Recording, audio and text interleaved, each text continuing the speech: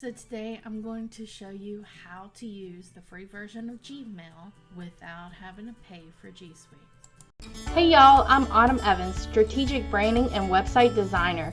I work for service providers and female entrepreneurs who want to elevate their brand to turn heads and open wallets. I'm sharing with you my top tricks and tips for you to do the same. So let's go. All right, so there are a million and one different reasons why you would want to put everything from your hosting account email into Gmail. And so, like, if you host with Evans Desk and Design, you get unlimited email accounts. So you could have Autumn at Evans Desk and Design, info at Evans Desk and Design, client at Evans, you get the picture. So there's a couple, like when you use hosting email, which is also known as PHP email, it's somewhat outdated to use like the sign on to your email in the internet browser. It's pretty outdated. So Gmail is one of the best email clients there are because there's a lot of features. There's your Drive, there's Google Hangouts, there's a million different great features with Gmail. So a lot of people are using Gmail anyways. So let's get those business emails into Gmail without having to pay for G Suite. I mean, this is great, right? Who wants to pay $6 for something you really don't need, unless you, of course, need the space. Which is personally why I have G Suite, because I actually need like the space because I use Google Drive with all of my clients. But that's a side note. I'm going to show you how to do it for free. So the first thing you're going to want to do is make sure that you log into your hosting platform and get the information for your email. Then once you have that information, you can go to the settings right here, click settings, then go over to accounts and import, and then there's send mail as. You'll add an email address right here, and then check mail from, and you'll add an email account right here.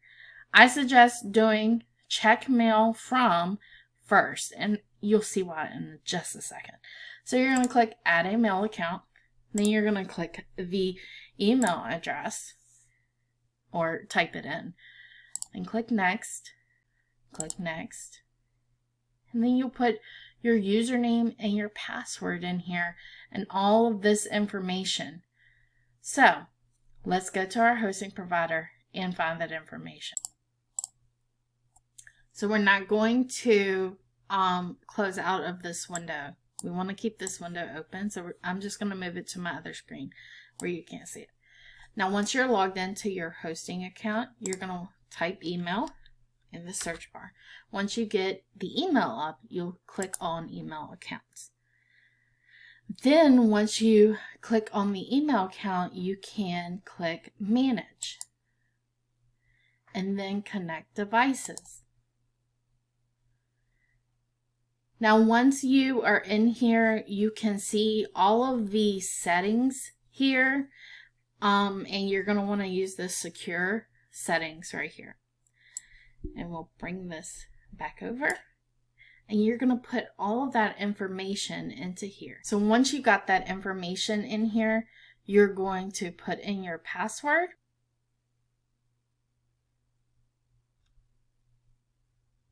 And you can see the mail server right here where it says incoming server. That's what you're going to put there. And then your port, which will be over here as well. So the incoming server port is port 995, and you'll click that.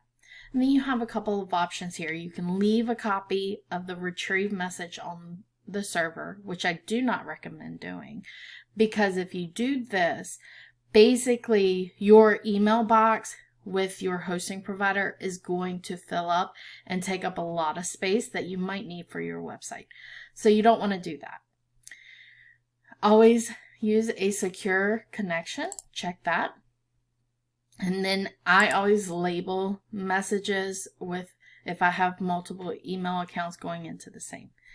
And then add account. So now it says, would you like to be sent information with this account? And you can click the next button, or if you don't want to send email as that email address, you can just leave it and just import. And then if you want to go back to it and add, it's right here. This link will take you to the same part. So we'll click yes, and then we'll click, put your name in there, treat as an alias, and then next step. All right, and then you will put the other server information. So now we're looking at outgoing server because this is sending. All right, so your server will be whatever it says over here. We'll do the recommended setting, and then you look at your outgoing server, and it's 465 for this one. And then add account. And now you see the reason why we have added the check mail before we did the send mail, even though it's backwards in here, because now we can check the mail right on here because we're already checking that mail, and we can put in the code. And then once you get that code, you can enter it in here and click verify, and then that's it. Then you can just add all the rest of your emails if you have any more, and they will all come into your folder, and they will be labeled with the label right here. So you can check each individual email, or you can just click inbox and all of them will be in the inbox. I really hope that this helped you learn how to get everything into Gmail, and it helped you save a couple bucks. So leave a comment below if you have any questions or you have a suggestion. Go ahead and like this video and subscribe to get more tips just like this. Thank you so much for watching.